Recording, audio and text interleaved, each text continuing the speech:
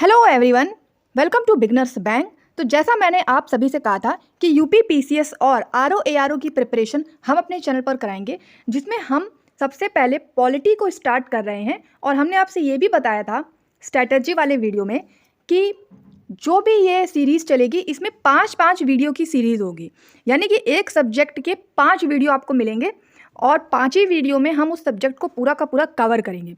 तो पॉलिटी के पहले 5 वीडियो मिलेंगे, उसके बाद हम नेक्स्ट सब्जेक्ट को स्टार्ट करेंगे।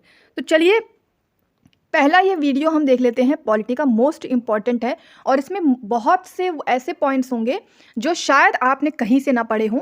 बहुत ही ध्यान से वीडियो को देखिएगा और वीडियो यदि पसंद आए तो वीडियो को लाइक एंड शेयर ज़रूर कीजिएगा, क्योंकि ये मेरी रिसर्च एंड मेहनत है, जहाँ मैंने केवल एक सोर्स से नहीं कई सोर्सेज से वीडियो के जो ये नोट्स हैं ये बनाए हैं।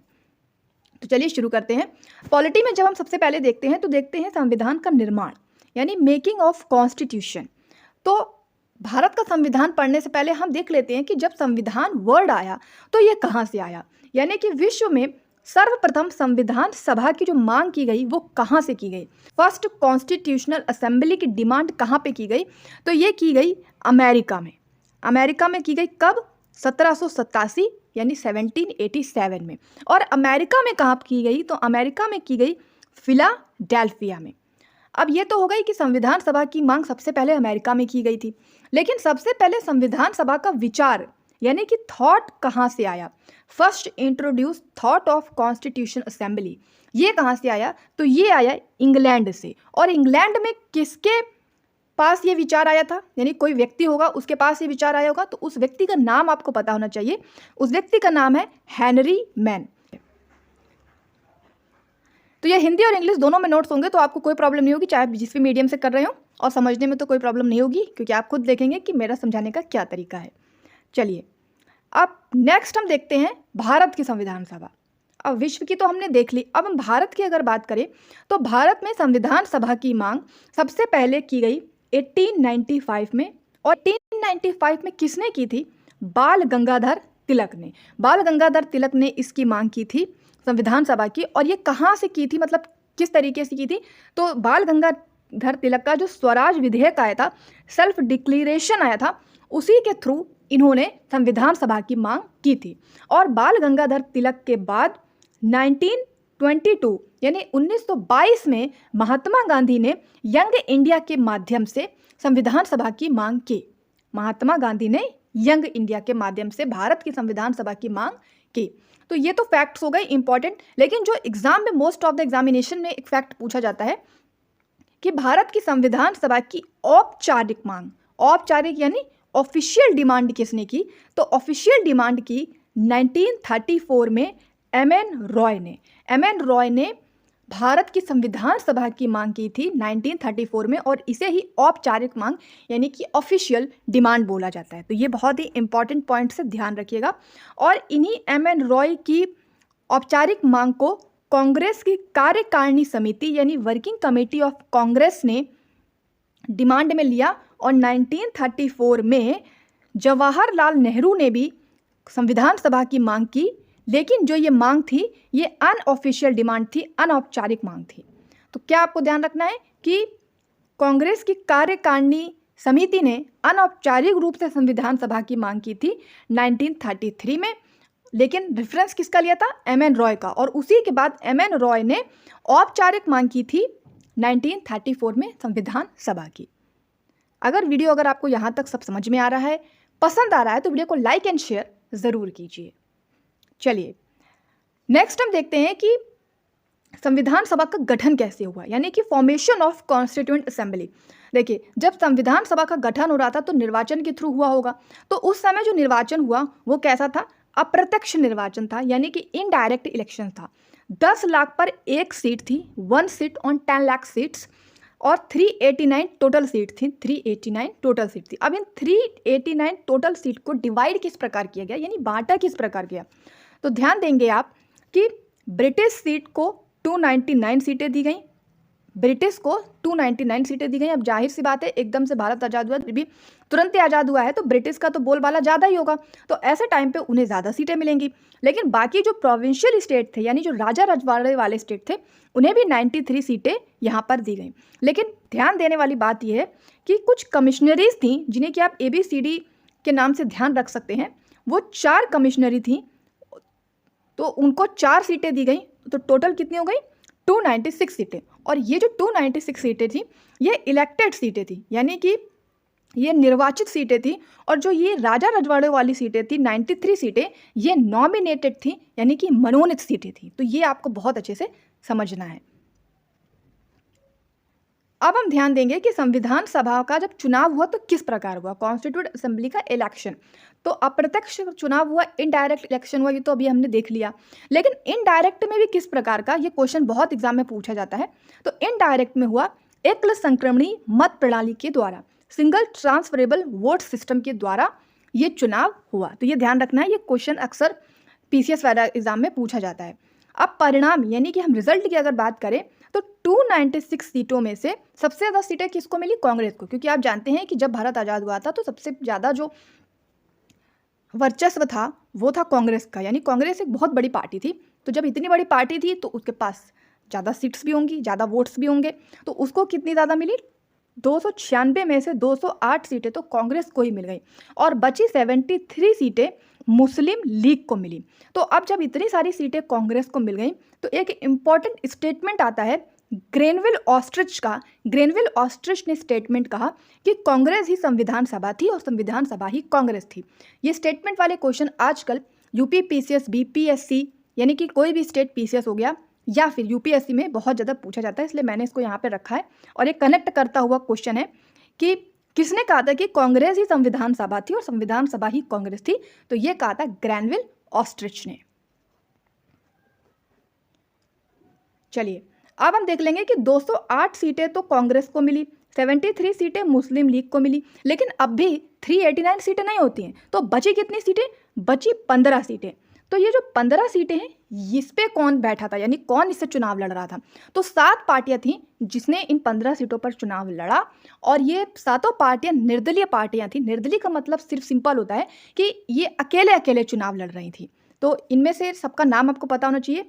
पहले यूनिनिस्ट पार्टी, फिर कृषक प्रजा पार्टी, साम्यवादी पार्टी जिसे इंग्लिश में कम्युनिस्ट पार्टी बोलते हैं, Sikh party, unionist schedule caste federation, schedule federation यानी कि अनुसूचित जाति संघ, और यूनिनिस्ट मुस्लिम पार्टी। तो ये 7 पार्टियां थीं जिन्होंने इन 15 सीटों पर चुनाव लड़ा। अब इसी से रिलेटेड एक क्वेश्चन एग्जाम में बहुत पूछा जाता है कि एकमात्र साम्यवादी नेता कौन थे, यानी ओनली कम्युनिस्ट लीडर कौन थे? तो वो थे सोमनाथ लाहिड़ी। सोमनाथ लाहिड़ी थे एकमात्र साम्यवादी नेता। और इसी प्रकार एकमात्र आंग्ल भारतीय कौन थे? एकमात्र Anglo Indian, only Anglo Indian कौन थे? Frank Anthony. और एकमात्र पारसी नेता कौन थे? PH मोदी। तो ये 3 नाम ऐसे हैं जिन्हें आपको बहुत अच्छे से ध्यान में रखना है, क्वेश्चन इससे कभी कभी बन जाता है। संविधान सभा का जो विभाजन हुआ वो कब हुआ? ये मोस्ट इंपॉर्टेंट डेट है, याद रखना है आपको। संविधान सभा का विभाजन 3 जून 1947 को हुआ। तो ये कुछ इंपॉर्टेंट फैक्ट्स हैं जो आपके एग्जाम प्रोस्पेक्टिव से बहुत इंपॉर्टेंट है। अब हम देख लेंगे कि संविधान सभा में महिलाओं की संख्या मोस्ट इंपॉर्टेंट है, खास तौर पर स्टेट PCS के लिए एंड UPSC के लिए, क्योंकि महिलाओं से रिलेटेड क्वेश्चन इन एग्जाम में ज़रूर से ज़रूर ही पूछे जाते हैं। तो ध्यान दीजिएगा, संविधान सभा में महिलाओं की संख्या थी 15। 15 में अगर आप UP का एग्जाम दे रहे हैं, यानी कि UP PCS दे रहे हैं या RO ARO दे रहे हैं, तो पूछा जा सकता है कि उत्तर प्रदेश से कितनी महिलाओं की संख्या थी संविधान सभा में? तो उत्तर प्रदेश से थी 5 महिलाओं की संख्या। और 5 महिलाओं का अगर आप नाम याद कर सकें तो और भी अच्छा है। तो उनमें से 5 हैं सुजेता कृपलानी, पूर्णिमा बनर्जी, कमला चौधरी, विजयलक्ष्मी पंडित, बेगम एजाज रसूल। बिहार से एक महिला थी, ध्यान रखना है, अगर BPSC की तैयारी कर रहे हैं तो बिहार से एक महिला थी और उनका नाम था सरोजनी नायडू। इंपॉर्टेंट क्यों है? क्योंकि सरोजनी नायडू थी UP से, लेकिन इन्होंने संविधान सभा में जो भाग लिया वो लिया बिहार से। मद्रास से 3 महिलाएं थीं, बम्बई से 1 महिला थी, पश्चिम बंगाल से 2 महिलाएं थी, त्रावणकोर से 1 महिला थी, उड़ीसा से एक महिला थी और मध्य प्रदेश यानी कि एमपी से एक महिला थी। तो संविधान सभा में महिलाओं की संख्या आप समझ गए, कहाँ से कितनी थी ये भी आप समझ गए। एक इंपॉर्टेंट पॉइंट, अगर पूछा जाए सभा में राजस्थान से कितनी महिलाएं थी, तो ध्यान रखना है कि राजस्थान से महिलाओं की संख्या कुछ भी नहीं थी, 0 थी, क्योंकि राजस्थान से संविधान सभा में महिलाओं ने भाग नहीं लिया था। ये इंपॉर्टेंट पॉइंट है जो आपको ध्यान रखना है।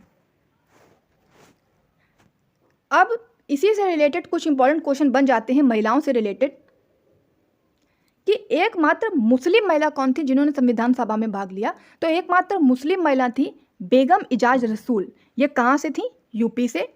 एकमात्र शेड्यूल कास्ट महिला थी, वो कौन थी? उनका नाम था दाक्षायणी वेलायुधन, मद्रास से। और देसी रियासत से भी एक महिला थी, उनका भी नाम आपको पता होना चाहिए, एनी मस्करीनी, ये त्रावणकोर से थी। तो ये 3 नाम इंपॉर्टेंट है महिलाओं से रिलेटेड, आपको याद रखने हैं। लेकिन अब हम एक बात ध्यान देंगे कि संविधान सभा में महिलाओं की संख्या तो 15 थी, लेकिन एक क्वेश्चन एग्जाम में पूछा जाता है कि संविधान सभा में महिलाओं ने हस्ताक्षर जो किए थे वो कितने थी, यानी कितने महिलाओं ने हस्ताक्षर किए थे। तो ध्यान रखना 8 महिलाओं ने हस्ताक्षर किए थे। संविधान सभा की बैठक कब हुई? पहली बैठक हुई, ये आई होप कि सबको पता होगा, 9 दिसंबर 1946 को पहली बैठक हुई संविधान सभा की। अब ध्यान दीजिएगा, संविधान सभा की पहली बैठक तो आपको पता चल गई कि 9 दिसंबर 1946 को हुई, लेकिन प्रथम सत्र और प्रथम बैठक में थोड़ा सा लोगों को प्रॉब्लम हो जाता है। ध्यान दीजिएगा, देखिए सेशन का मतलब होता है कि एक लंबा सेशन चल रहा है, जैसे मान लीजिए पूरा मंथ, महीना।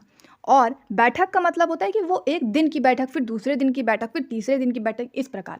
तो जो सेशन चला यानी सत्र चला, तो प्रथम सत्र हुआ 9 दिसंबर से 23 दिसंबर 1946 के बीच, और पहली बैठक हुई 9 दिसंबर 1946 को। तो 9 दिसंबर 1946 को जो पहली बैठक हुई वो कहाँ पर हुई? वो हुई दिल्ली में। दिल्ली में कहाँ पर हुई? सेंट्रल हॉल में। अब जब ये बैठक हो रही है तो कुछ ना कुछ फैसला भी होगा, कुछ ना कुछ निर्णय भी होगा। तो निर्णय क्या हुआ कि अब संविधान सभा बनी रही है तो किसी वरिष्ठ को यहाँ पर चुना जाए ताकि कुछ बड़े बड़े काम किए जा सके। तो जेवी कृपलानी ने एक ओल्डेस्ट व्यक्ति को यहाँ पर अध्यक्ष के लिए नियुक्त करने के लिए प्रस्ताव पेश किया, और वो ओल्डेस्ट व्यक्ति कौन है? सच्चिदानंद सिन्हा। सच्चिदानंद सिन्हा को अध्यक्ष बनाने के मत में इन्होंने कहा, किसने कहा? जेवी कृपलानी ने। अब ध्यान देना कि फर्स्ट सेशन यानी जो प्रथम सत्र हुआ इसमें कितने लोग बैठे थे, कितने लोग आए थे, मतलब शामिल हुए थे? 211। और फर्स्ट सिटिंग यानी पहली बैठक में कितने लोग बैठे थे? वो थे 207। तो अस्थायी अध्यक्ष किसको चुना गया? सच्चिदानंद सिन्हा को। ध्यान रखना ये अस्थायी है, यानी कि ये परमानेंट नहीं है। उसके बाद उपाध्यक्ष चुने गए, तो उपाध्यक्ष में भी 2 तरीके से चुने गए। पहले तो मनोनीत करके चुने गए, मनोनीत करके जिन्हें चुना गया वो है फ्रैंक एंथोनी। और उसके बाद 25 जनवरी 1947 को डायरेक्ट उपाध्यक्ष चुने गए, जिसमें से 2 उपाध्यक्ष चुने गए, एक है एच.सी. मुखर्जी और एक है वी.टी. कृष्णामाचारी। तो ये 2 नाम आपको बहुत अच्छे से ध्यान रखने। आई होप कि आपको सब समझ में आ रहा है। वीडियो यदि पसंद आ रहा है तो वीडियो को लाइक ज़रूर करें। चलिए नेक्स्ट थिंग हम देखेंगे कि अस्थायी अध्यक्ष तो सच्चिदानंद सिन्हा को चुना गया, उपाध्यक्ष मैंने बता दिया फ्रैंक एंथोनी, और डायरेक्ट में एच.सी. मुखर्जी और वी.टी. कृष्णामाचारी को चुना गया। लेकिन पहली बैठक में महिलाओं की कितनी संख्या थी? मोस्ट इंपॉर्टेंट बात, तो महिलाओं की संख्या थी 10। जब पहली बैठक हुई संविधान सभा की तो कितनी महिलाएं थी? वहाँ पे 10 महिलाएं थी। उसके बाद सेकंड बैठक हुई। अब जब सेकंड बैठक हुई तो दूसरे दिन हुई, 9 तारीख को पहली बैठक हुई तो दूसरे दिन दूसरी बैठक होगी। तो 10 तारीख यानी 10 दिसंबर 1946 को दूसरी बैठक हुई। अब दूसरी बैठक में भी कुछ ना कुछ तो काम होगा। तो दूसरी बैठक में हुआ कि अध्यक्ष के बारे में चुनाव करते हैं। अब भाई पहली बैठक में तो अस्थायी अध्यक्ष चुने गए थे, अभी स्थायी तो चुने नहीं गए, परमानेंट तो चुने नहीं गए। तो परमानेंट चुने जाने का विचार सेकेंड बैठक में किया गया और कहा गया कि ऐसे कैसे चुना जाए, तो चलिए चुनाव करा लेते हैं और इसी के थ्रू चुन लेते हैं। तो उसके बाद तीसरी बैठक हुई 11 दिसंबर 1946 को, जिसमें फाइनली अध्यक्ष चुन लिया गया राजेंद्र प्रसाद को चुनाव के माध्यम से। और उसके बाद चौथी बैठक हुई, फोर्थ बैठक 12 दिसंबर को, जिसमें उद्देश्य प्रस्ताव का प्रारूप पेश किया गया। और पांचवी बैठक हुई यानी फिफ्थ सिटिंग हुई 13 दिसंबर को, जिसमें उद्देश्य प्रस्ताव पेश किया किसने? जवाहरलाल नेहरू ने। जवाहरलाल नेहरू ने पेश किया उद्देश्य प्रस्ताव। और फाइनली 22 दिसंबर 1946 को उद्देश्य प्रस्ताव को स्वीकार कर लिया गया। ध्यान रखना है, इतनी पूरी कहानी के माध्यम से समझेंगे तो बहुत अच्छे से आपको समझ में आएगा। अब इसके बाद हम बात करेंगे प्रारूप समिति की। तो प्रारूप समिति का गठन हुआ 29 अगस्त 1947 को प्रारूप समिति का प्रस्ताव किसने पेश किया? तो प्रस्ताव पेश किया सत्यनारायण सिन्हा ने और इसका अध्यक्ष बनाया गया डॉक्टर भीमराव अंबेडकर को। तो ये कुछ इंपॉर्टेंट फैक्ट्स हैं, इन्हें अगर इस तरीके से आप नोट्स बना लेंगे तो बहुत अच्छा रहेगा। पीडीएफ के लिए भी आप जा सकते हैं, पीडीएफ की पूरी डिटेल अभी आपको पता चलेगी, या फिर आप जो हमारा स्ट्रैटेजी वाला वीडियो है वहाँ पे जाके चेक कर सकते हैं कि पीडीएफ के बारे में किस तरह आपको मिलना है। चलिए अब हम देख लेते हैं संविधान सभा का वाचन। वाचन मतलब कि इंडियन कॉन्स्टिट्यूशन की रीडिंग किस प्रकार हुई। तो ध्यान रखिए कि 3 प्रकार से वाचन हुआ, प्रथम, द्वितीय और तृतीय। तो प्रथम वाचन हुआ 4 नवंबर 1948 से 9 नवंबर 1948 तक। द्वितीय वाचन हुआ 15 नवंबर 1948 से 17 नवंबर 1949 तक और तृतीय हुआ 4 नवंबर 1949 से 26 नवंबर 1949 तक। अब हो सकता है इतनी सारी डेट्स आपको याद न रहें, तो इसका एक सीधा सिंपल फॉर्मूला मैं बता देती हूँ कि कभी कभी क्वेश्चन ये पूछा जाता है कि संविधान सभा का वाचन जो हुआ तो सबसे ज़्यादा लंबे समय तक वाचन कब हुआ। तो ये ध्यान दीजिएगा कि तीसरी बार में हुआ। देखिए यहाँ 4 नवंबर को स्टार्ट हो रहा है, 26 को एंड हो रहा है, यानी बहुत लंबा समय लग रहा है। यहाँ तो 15 से 17 के बीच हो रहा है, यहाँ तो 4 से 9 के बीच हो रहा है। तो ये सबसे ज़्यादा लंबा वाचन तृतीय बार हुआ, तीसरी बार हुआ। अब इस वाचन में हुआ क्या क्या? 26 नवंबर 1949 को संविधान को स्वीकार कर लिया गया, यानी अडैप्ट कर लिया गया। 26 नवंबर 1950 को संविधान को लागू कर दिया गया, यानी एक्सर्शन कर दिया गया संविधान का। और 24 जनवरी 1950 को संविधान सभा की अंतिम बैठक हो गई। ये आपको ध्यान रखना। अब ये अंतिम बैठक हुई तो इससे रिलेटेड इंपॉर्टेंट फैक्ट्स क्या बनते हैं कि अब ये अंतिम बैठक तो 24 जनवरी 1950 को हो रही है, लेकिन अंतिम बैठक होने के बावजूद भी इस दिन 2 नए सदस्य चुने गए। 2 नए सदस्य चुने गए, उनका नाम अगर आप ध्यान रख सकें तो बहुत अच्छा होगा। पहले हैं रत्ना भरप्पा जो बम्बई के थे और दूसरे हैं YN परमार जो हिमाचल प्रदेश के थे। और इस जब अंतिम बैठक हो गई थी तो इसमें हुआ क्या क्या? इसमें राष्ट्रपति के बारे में विचार किया गया, इसमें राष्ट्रगीत के बारे में विचार किया गया और इसमें राष्ट्रीय गान के बारे में विचार किया गया। मतलब कि इन्हें किस किस प्रकार बनाना है इसके बारे में डिसाइड किया गया।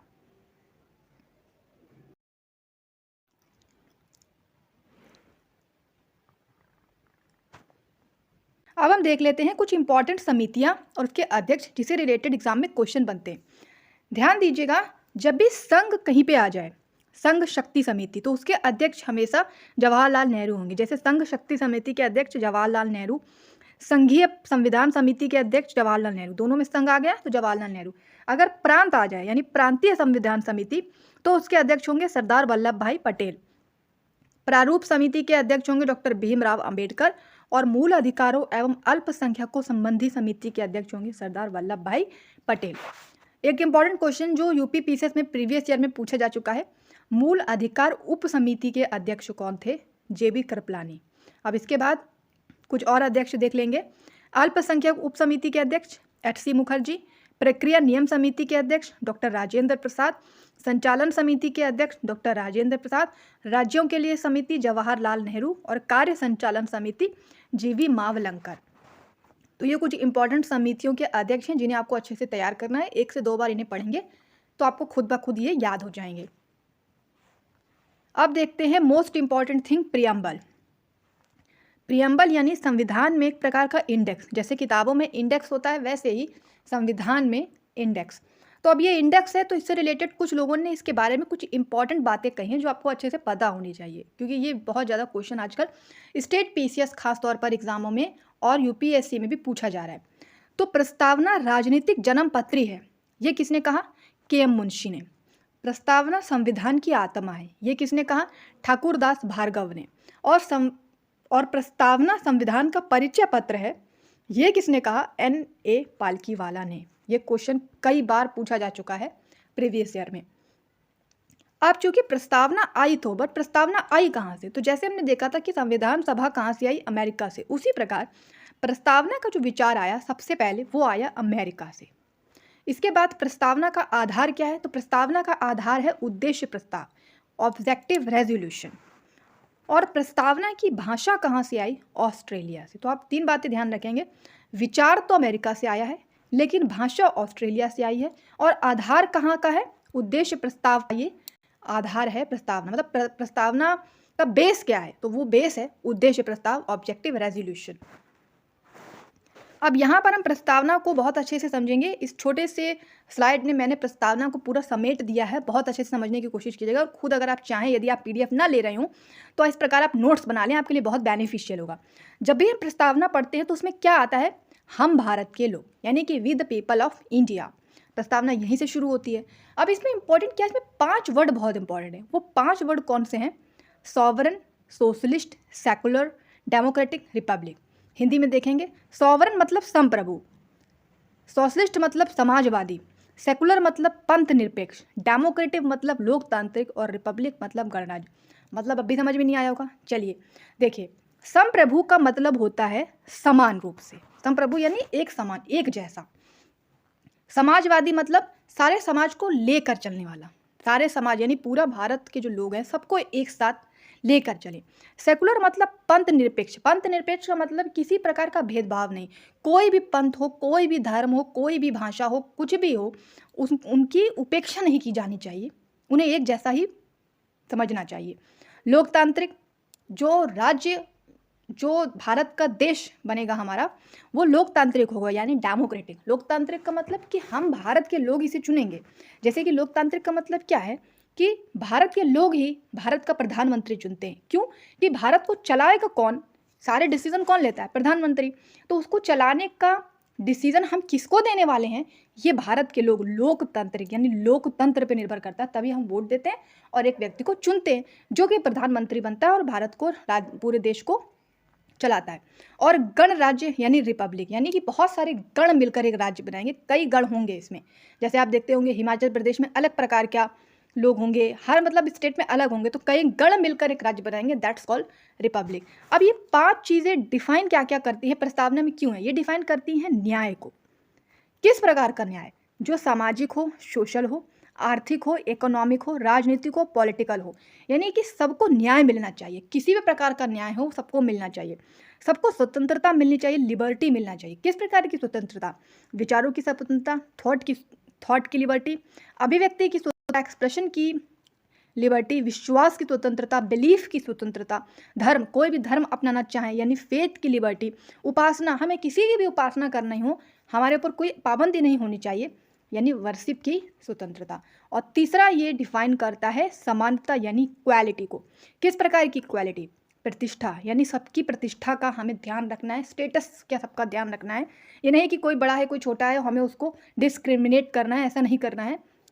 सबको एक समान अवसर देने हैं, समान अवसर, समानता है, यानी एक जैसी अपॉर्चुनिटी देनी है। तो ये जो पॉइंट्स हैं, इन पॉइंट्स के थ्रू प्रस्तावना को बहुत अच्छे से समझा जा सकता है। अब इतना कुछ प्रस्तावना बोल रही है तो क्यों, क्या डिसाइड कराना चाहती है प्रस्तावना? तो प्रस्तावना डिसाइड कराती है कि जब भारत के लोगों को न्याय होगा, स्वतंत्रता होगी, समानता होगी, तो एक व्यक्ति की गरिमा बनी रहेगी। भाई वो खुल के आराम से जी पाएगा, उसको कोई, अगर उसके ऊपर कोई बॉन्डिंग नहीं होगी, कोई किसी प्रकार का उसको न्याय, स्वतंत्रता, समानता को छीना नहीं जाएगा, तो उसकी गरिमा बनी रहेगी। अब जब व्यक्ति की गरिमा रहेगी तो एक साथ सारे लोग खुश रहेंगे, मिल के रहेंगे, तो राष्ट्र की एकता रहेगी। अब राष्ट्र अगर एक है तो राष्ट्र की अखंडता भी रहेगी, क्योंकि जब एक है तो उसे कोई तोड़ नहीं सकता, अखंड हो गया, तो राष्ट्र की अखंडता रहेगी। तो प्रस्तावना क्या डिसाइड करती है, व्यक्ति की गरिमा, राष्ट्र की एकता, राष्ट्र की अखंडता। तो आई होप कि प्रस्तावना आपको बहुत अच्छे से समझ में आई। एक ही स्लाइड में पूरी प्रस्तावना अच्छे से समझ में आ गई। अगर समझ में आ गई तो वीडियो को लाइक एंड शेयर आपको ज़रूर करना है। चलिए अब एक इम्पॉर्टेंट चीज़, प्रस्तावना में केवल एक बार संशोधन किया गया। कब? 42वां संशोधन किया गया 1976 में, 42 अमेंडमेंट 1976। और इसमें 3 शब्द जोड़े गए, जो हमने 5 शब्द अभी पढ़े थे, उन 5 में से 3 इस संविधान संशोधन के द्वारा जोड़े गए। कौन सा? पहला समाजवादी यानी सोशलिस्ट, धर्मनिरपेक्ष यानी सेकुलर, और अखंडता यानी कि यूनिटी। तो यहाँ पर आपकी प्रस्तावना कंप्लीट होती है। और अब हम आते हैं भारतीय संविधान का भाग 1।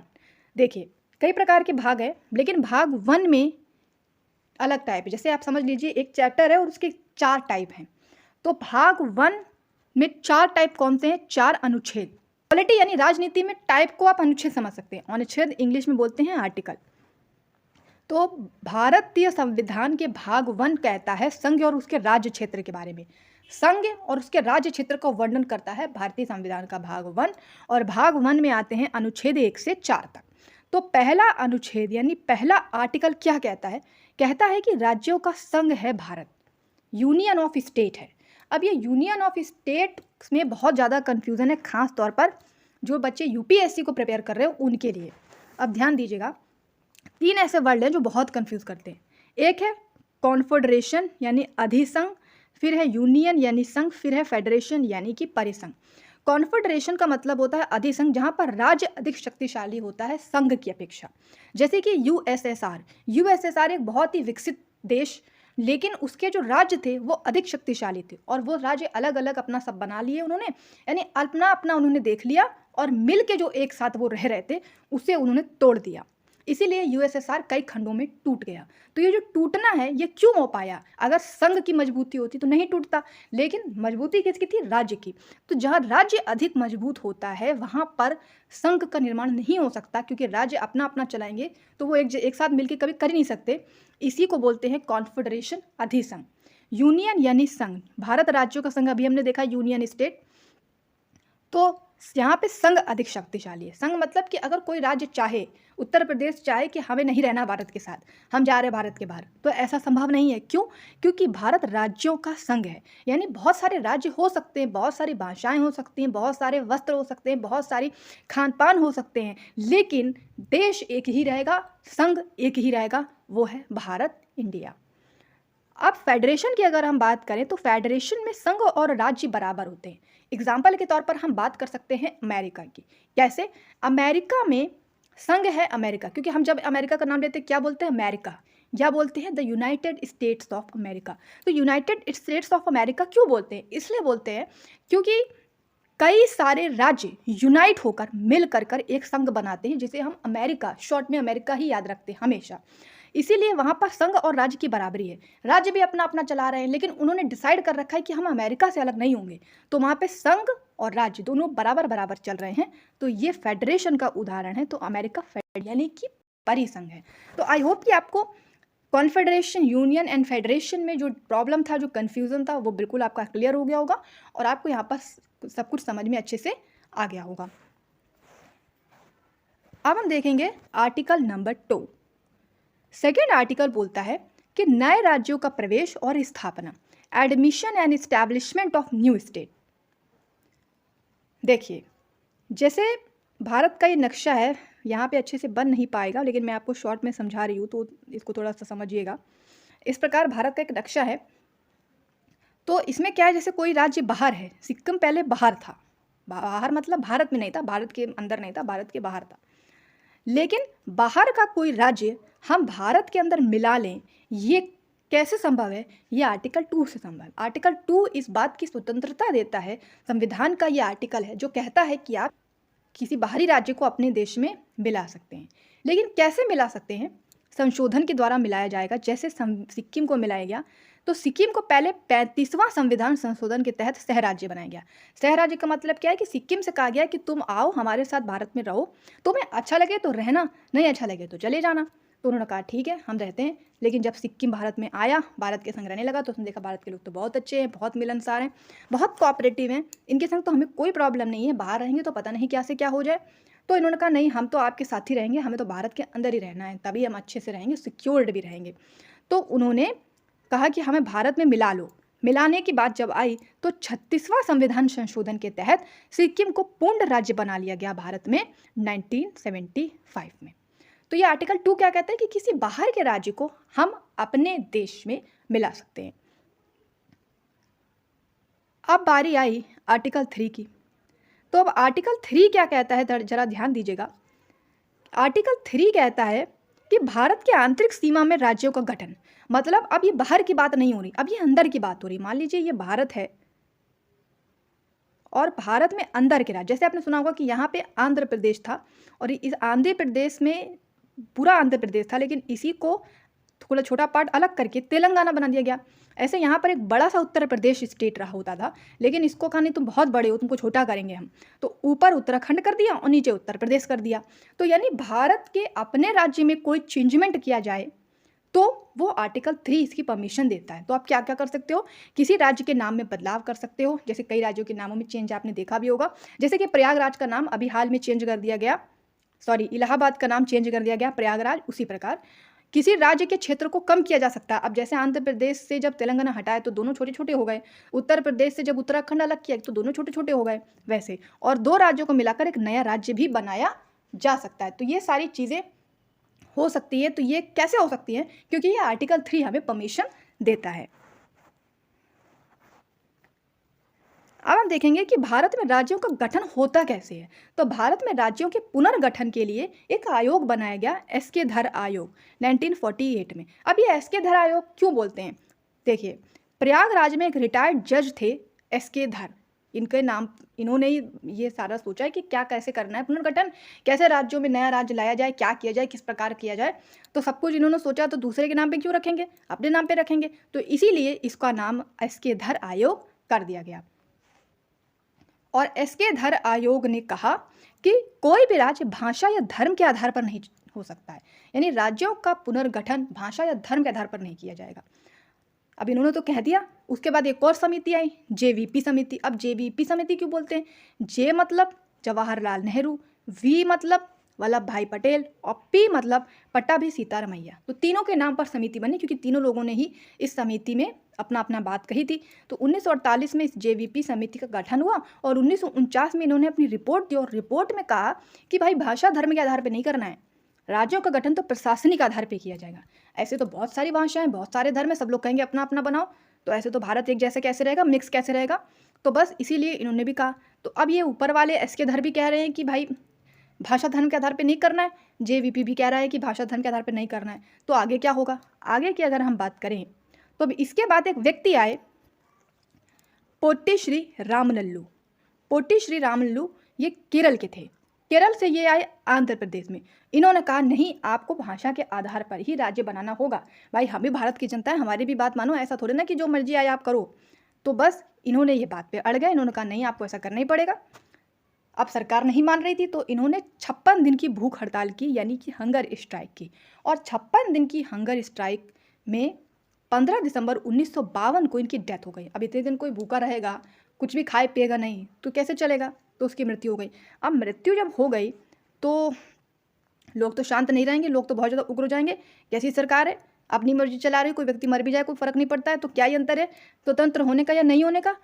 तो सरकार बहुत दबाव में आ गई। जब बहुत ज़्यादा दबाव में आ गई तो इन्होंने पहला राज्य भाषा के आधार पर बना दिया। और पहला राज्य जो भाषा के आधार पर बनाया वो रहा आंध्र प्रदेश। 1 अक्टूबर 1953 को ये डिसाइड कर दिया गया कि आंध्र प्रदेश को भारत का भाषा के आधार पर राज्य बना दिया जाएगा। और 1956 तक ये राज्य जो है बन करके तैयार हो गया। मतलब बन करके तैयार किया मतलब नाम के आधार पर बना दिया गया। ये सारा कुछ हो गया। लेकिन अब ये हुआ कि जब एक राज्य बना तो सब कहने लगे कि मेरा भी राज्य भाषा के आधार पर बनाओ, मेरा भी राज्य भाषा के आधार पर बनाओ। पंजाब वाले कहें हमारी भाषा के आधार पर बनाओ, महाराष्ट्र वाले कहें हमारी भाषा के आधार पर बनाओ। तो अब सरकार बड़ी परेशान, क्या ही करे अब। तो इन्होंने पहला राज्य पुनर्गठन अधिनियम लाया। तो जब पहला राज्य पुनर्गठन अधिनियम ये ला रहे थे तो सबसे पहले कोई भी अधिनियम लाएंगे तो पहले आयोग बनाएंगे, कि खुद तो करना नहीं है, दूसरों से करवाना है। तो फजल अली आयोग लाया गया। फजल अली आयोग 1953 में आया और इसमें 3 व्यक्ति थे। कौन से, फजल अली, के.एम. पडेक्कर, हृदयनाथ कुंजल। इन्होंने अपनी रिपोर्ट 1955 में दी और कहा कि भाषा के आधार पर गठन करना है, कर लो, कोई बात नहीं, सब लोग कह रहे हैं तो मान लेते हैं। अब भाई लोकतांत्रिक देश है तो सबकी बात ही माननी चाहिए। लेकिन जो आधार होगा उस राज्य को चलाने का वो भाषा के आधार पर नहीं होगा, वो प्रशासनिक होगा। यानी बना लो, बनाने में क्या, एक बार बनाना है काम खत्म। लेकिन जो आधार होगा उस राज्य को चलाने का, उसको मेंटेन करने का, वो प्रशासनिक होगा। इसीलिए आप डीएम बनाए जाते हो। डीएम ही पूरा स्टेट देखते हैं। जैसा अगर आप भी यूपीएससी की तैयारी कर रहे हैं और आप भी डीएम बनना चाहते हो, बनेंगे अगर, तो आप भी यही प्रशासनिक काम करेंगे, यानी किसी न किसी स्टेट के प्रशासन को चलाएंगे। तो आई होप कि आपको सब कुछ अच्छे से समझ में आ रहा है। इसके बाद 7वां संविधान संशोधन किया गया 1956 में। और फाइनली इतना कुछ माथापच्ची और इतनी प्रॉब्लम और इतने हर्डल्स के बाद 14 राज्य और 6 केंद्र शासित प्रदेश बनाए गए। यानी कि स्वतंत्रता के बाद जो पहली बार भारत में राज्य बने वो कितने थे, 14। स्वतंत्रता के बाद पहली बार भारत में कितने केंद्र शासित प्रदेश बने, 6। अब ये सारा कुछ होने के बाद हम बात करेंगे आर्टिकल 4 की। हमने देखा था कि भाग 1 में 4 आर्टिकल हैं, तो 4 आर्टिकल कुछ भी नहीं है, बहुत ही ईज़ी सिंपल है। ये सिर्फ़ इतना कहता है कि जो आर्टिकल 2 और 3 आपने पढ़े, 2 जो क्या कहता था कि बाहर के राज्य को आप मिला सकते हो, 3 कहता है कि अंदर ही के राज्य में जो चेंजमेंट चाहो कर सकते हो। ये दोनों चीज़ों को आप 368 में नहीं ला सकते। 368 क्या है, जैसे-जैसे हम आर्टिकल पढ़ेंगे सब समझ में आपको आता रहेगा। फिलहाल मैं आपको इतना बता सकती हूँ कि 368 का मतलब है कि कोई भी व्यक्ति इसे रोक नहीं सकता, यानी कि इस आर्टिकल 2 को और आर्टिकल 3 में कोई पाबंदी नहीं लगा सकता। ये 368 के अंतर्गत कहा जाता है और इसीलिए कहा गया कि आर्टिकल 4 कहता है कि 2 और 3 को प्रोटेक्शन एक प्रकार का दे रहा है आर्टिकल 4। तो आई होप कि आपको पूरी पॉलिटी यहाँ तक अच्छे से समझ में आई है। बहुत जल्द हम फेस टू फेस लेक्चर भी आपके लिए लेके आएंगे, जहाँ 2025 को हम टारगेट करेंगे। कोई भी स्टेट पीसीएस हो या यूपीएससी हो या एसएससी हो, जहाँ पे पॉलिटी आती है तो आपको बहुत अच्छे से तैयारी कराई जाएगी। आई होप कि आपको एक छोटा सा हिंट एंड डेमो मिल गया होगा कि हाँ, हमारी तैयारी का प्रोसेस एंड क्राइटेरिया क्या होगा, तरीका क्या होगा। अब हम बात कर लेते हैं पीडीएफ की। देखिए, अगर आप किसी एक सब्जेक्ट की पीडीएफ लेना चाहते हैं तो आपको मात्र 99 रुपये में ये पीडीएफ मिल जाएगी, जिसमें ये हैंड रिटन नोट्स मिलेंगे और इसी प्रकार मिलेंगे, क्योंकि मैंने एक सोर्स से नहीं कई सोर्सेज से इसको तैयार किया है खुद। तो आपके लिए ये बहुत बेनिफिशियल होगा और मैंने 99 बहुत ही मिनिमम प्राइस रखा था कि कोई भी इसे परचेज कर सके। आप जानते हैं कि आज के टाइम पे 99 में आपका इंटरनेट भी नहीं आता जिससे आप ये वीडियो देख रहे हैं। तो अगर आप केवल पॉलिटी के ही नोट्स लेना चाहते हैं तो आप 99 में ले सकते हैं, केवल हिस्ट्री के लेना चाहते हैं तो आप 99 में ले सकते हैं, केवल इकोनॉमिक्स के लेना चाहते हैं तो आप 99 में ले सकते हैं, केवल साइंस के, केवल इन्वायरमेंट के या केवल जियोग्राफी के भी आप लेना चाहते हैं तो आप 99 में ले सकते हैं। लेकिन अगर आप 3 सब्जेक्ट की पीडीएफ लेना चाहते हैं तो आप 399 में ले सकते हैं। लेकिन ये 3 सब्जेक्ट कौन से होंगे ये अभी हम आपको बताएंगे। 3 सब्जेक्ट आप अपनी मर्जी से चूज़ नहीं कर सकते, हम आपको बताएंगे। हमने 3-3 का एक ग्रुप बनाया है, उस ग्रुप में से आप कोई भी ग्रुप चूज़ कर सकते हैं। लेकिन अगर आप चाहते हैं कि हमें तो स्टेट पीसीएस भी देना है, हमें तो यूपीएससी भी देना है, हमें तो एसएससी भी देना है, तो कई सारे एग्जाम को टारगेट कर रहे हैं, हमें पूरे जीके जीएस की पीडीएफ मिल जाए तो प्रॉब्लम हमारी एकदम सॉल्व हो जाए, पूरा जीके जीएस का पीडीएफ एक बार ही मिल जाएगा। तो आप 999 में, बहुत ही मिनिमम प्राइस है। अगर आप खुद से बुक्स लेंगे, नोट्स तैयार करेंगे, कहीं से परचेस करेंगे तो ये इससे ज़्यादा ही पड़ेगा। तो कंप्लीट जीके जीएस आपको मात्र 999 में मिल जाएगा। कंप्लीट जीके जीएस मतलब जिसमें polity, history, economics, geography, environment, science सब कुछ होगा। अब हम 3 की जो बात कर रहे थे तो आप इनमें से 3 में एक चुन सकते हैं। या तो आप पहला वाला ये चूज़ कर लीजिए, या दूसरा ये चूज़ कर लीजिए, तीसरा ये, जो भी आपकी इंपॉर्टेंस ज़्यादा है, यानी जो नोट्स आपने अभी नहीं बनाए हो आप उसे चूज़ कर सकते हैं। अगर 3 लेना चाहते हैं तो 3 आपको 399 में मिलेंगे। अगर आप हिस्ट्री, पॉलिटी, जियोग्राफी की पीडीएफ लेना चाहते हैं तो 399 में मिल जाएंगी। अगर इकोनॉमिक्स, इन्वायरमेंट, इकोलॉजी, साइंस की लेना चाहते हैं तो आपको 399 में मिल जाएंगे। और यूपी स्पेशल जीके लेना चाहते हैं तो भी आपको 399 में मिल जाएगा। तो ये मैंने आपको पूरी डिटेल पीडीएफ के बारे में दे दी और एक डेमो पीडीएफ आपको बिल्कुल फ्री ऑफ कॉस्ट हमारे टेलीग्राम पे मिल जाएगी इस वीडियो के आने के बाद। तो आप टेलीग्राम को ज्वाइन कर लीजिए। टेलीग्राम का जो लिंक है वो आपको डिस्क्रिप्शन में मिल जाएगा। अब देखिए, ये सीरीज़ हम चला रहे थे यूपी पीसीएस और आरओ एआरओ परीक्षा के लिए। 3 महीने में हमें कंप्लीट प्रिपरेशन करानी है, इसीलिए हमने 5-5 वीडियो का टारगेट रखा है। ये पूरी स्ट्रैटेजी क्या है, ये स्ट्रैटेजी का वीडियो, यही वाला वीडियो आप देख लीजिए, जो आपको डिस्क्रिप्शन में भी मिल जाएगा। चाहे तो आप प्लेलिस्ट में देख सकते हैं, यूपी पीसीएस प्लेलिस्ट चेक करेंगे हमारे चैनल पर तो आपको मिल जाएगी। और ये वीडियो एक बार आप चेक कर लीजिए कि हमने क्या बताया है, किस प्रकार हम सब्जेक्ट को सारे को तैयार करेंगे। तो यहाँ तक अगर वीडियो आपको अच्छा लगा हो, पसंद आया हो तो वीडियो को लाइक एंड शेयर ज़रूर कीजिए। चैनल पर नए तो सब्सक्राइब ज़रूर कर लें ताकि इसी प्रकार की वीडियो आपको कॉन्टिन्यूअस मिलते रहें। तो मिलते हैं नेक्स्ट वीडियो में। Thank you.